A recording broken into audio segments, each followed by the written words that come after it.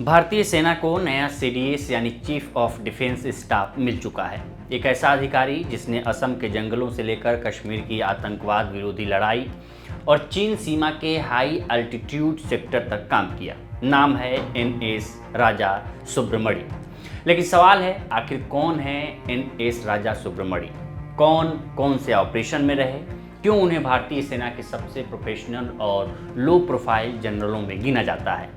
और भारत के नए CDS के रूप में उनके सामने सबसे बड़ी चुनौतियां क्या होंगी? आज की इस वीडियो में हम आपको बताएंगे उनकी पूरी कहानी। NS राजा सुब्रमणि का पूरा नाम है नरसिम्हन श्रीनिवास राजा सुब्रमणि। 14 दिसंबर 1985 को उन्हें भारतीय सेना की प्रसिद्ध गढ़वाल राइफल्स रेजिमेंट में कमीशन मिला। उस दौर में भारत कई मोर्चों पर सुरक्षा चुनौतियों का सामना कर रहा था। पंजाब में आतंकवाद, पूर्वोत्तर में उग्रवाद और कश्मीर में हालात बिगड़ने लगे थे। यानी सेना में उनकी एंट्री ऐसे दौर में हुई जब इंडियन आर्मी लगातार एक्टिव ऑपरेशन में थी। उनके करियर की शुरुआत बड़ी पोस्टिंग्स में से एक थी असम। उन्होंने 16 गढ़वाल राइफल्स की कमान संभाली और यह यूनिट ऑपरेशन रहीनो का हिस्सा थी। अब समझिए ऑपरेशन रहीनो क्या है। 1990 के दशक में उल्फा जैसे उग्रवादी संगठन असम में बेहद सक्रिय थे। भारतीय सेना ने इनके खिलाफ बड़े स्तर पर काउंटर इंसर्जेंसी अभियान शुरू किया, जिसे नाम दिया गया ऑपरेशन रहीनो। इस ऑपरेशंस में सेना को घने जंगल, IED, एम्बुश, गुरिल्ला वॉरफेयर जैसी चुनौतियों का सामना करना पड़ता था। यहीं से राजा सुब्रमण्यम का अनुभव सिर्फ कन्वेंशनल वॉरफेयर तक सीमित नहीं रहा, बल्कि काउंटर इंसर्जेंसी ऑपरेशन में भी गहरा होता गया। इसके बाद उनका अनुभव जुड़ा कश्मीर से। उन्होंने राष्ट्रीय राइफल्स सेक्टर में डिप्टी कमांडर के रूप में काम किया। राष्ट्रीय राइफल्स भारतीय सेना की वही फोर्स है जो कश्मीर में आतंकवाद विरोधी ऑपरेशंस का मुख्य चेहरा मानी जाती है। ये वो दौर था जब आतंकी घुसपैठ और हाइब्रिड मिलिटेंसी तेजी से बढ़ रही थी जम्मू कश्मीर में।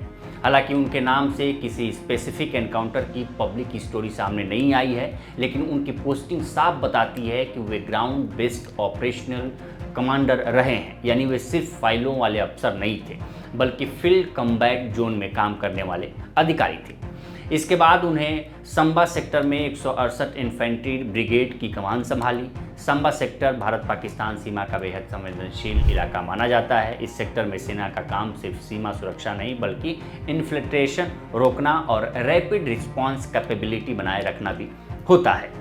राजा सुब्रमणि के करियर का सबसे अहम हिस्सा माना जाता है उनका China front experience. Major general बनने के बाद उन्हें 17 माउंटेन डिवीज़न की कमान दी गई। ये डिवीज़न सिक्किम और चीन सीमा के बेहद अहम सेक्टर में तैनात रहती है। अब यहाँ समझना ज़रूरी है कि माउंटेन वॉरफेयर सामान्य युद्ध से बिल्कुल अलग होता है। यहाँ सैनिकों को एक्सट्रीम वेदर कंडीशन में काम करना पड़ता है। उनकी कमान के दौरान भारतीय सेना ने ईस्टर्न सेक्टर में डिप्लॉयमेंट और प्रिपेयर्डनेस पर काफ़ी काम किया। 12 फरवरी 2021 को उन्हें सेकेंड कॉर्प्स की कमान दी गई। सेकेंड कॉर्प्स भारतीय सेना के प्रमुख स्ट्राइक कॉर्प्स फॉर्मेशन में गिनी जाती है। स्ट्राइक कॉर्प्स का मतलब ऐसे फॉर्मेशन जो युद्ध की स्थिति में ऑफेंसिव ऑपरेशन के लिए तैयार रहती है। इसके बाद वे नॉर्दर्न कमांड में चीफ ऑफ स्टाफ बने। नॉर्दर्न कमांड भारतीय सेना की सबसे महत्वपूर्ण ऑपरेशनल कमांड मानी जाती है। ये कमांड जम्मू कश्मीर, LOC, सियाचिन, चीन सीमा के कुछ हिस्सों यानी भारत के सबसे सेंसिटिव मिलिट्री जोन संभालती है। 1 जुलाई 2024 को उन्हें vice chief of army staff बनाया गया। ये भारतीय सेना का दूसरा सबसे बड़ा पद माना जाता है। इस दौरान उन्होंने military modernisation, drones, AI warfare, logistic integration, future combat system पर ध्यान दिया। अब आज 9 मई 2026 को भारत सरकार ने उन्हें नया चीफ ऑफ डिफेंस स्टाफ यानी CDS नियुक्त कर दिया है। अब वे तीनों सेनाओं आर्मी, नेवी और एयरफोर्स के बीच कोऑर्डिनेशन और फ्यूचर मिलिट्री प्लानिंग की जिम्मेदारी संभालेंगे। राजा सुब्रमण्यम को इंडियन आर्मी का low profile but highly professional officer माना जाता है। वे बहुत कम राजनीतिक बयान देते हैं, लेकिन मॉडर्न वॉरफेयर पर उनकी सोच काफ़ी स्पष्ट मानी जाती है। NS राजा सुब्रमण्यम उन सैन्य अधिकारियों में गिने जाते हैं जिनके पास counter insurgency experience, Pakistan front exposure, China border understanding और स्ट्रैटेजिक प्लानिंग चारों का मिश्रण है। असम के जंगलों से लेकर कश्मीर और चीन सीमा तक अब वे भारत की मिलिट्री स्ट्रैटेजी के सबसे बड़े पद पर पहुंच चुके हैं। तो फिलहाल इस रिपोर्ट में इतना ही। इस पर आपकी क्या राय है, मैं कमेंट कर सेक्शन में जरूर बताएं। बाकी देश दुनिया की तमाम खबरों के लिए बने रहें लोकमत।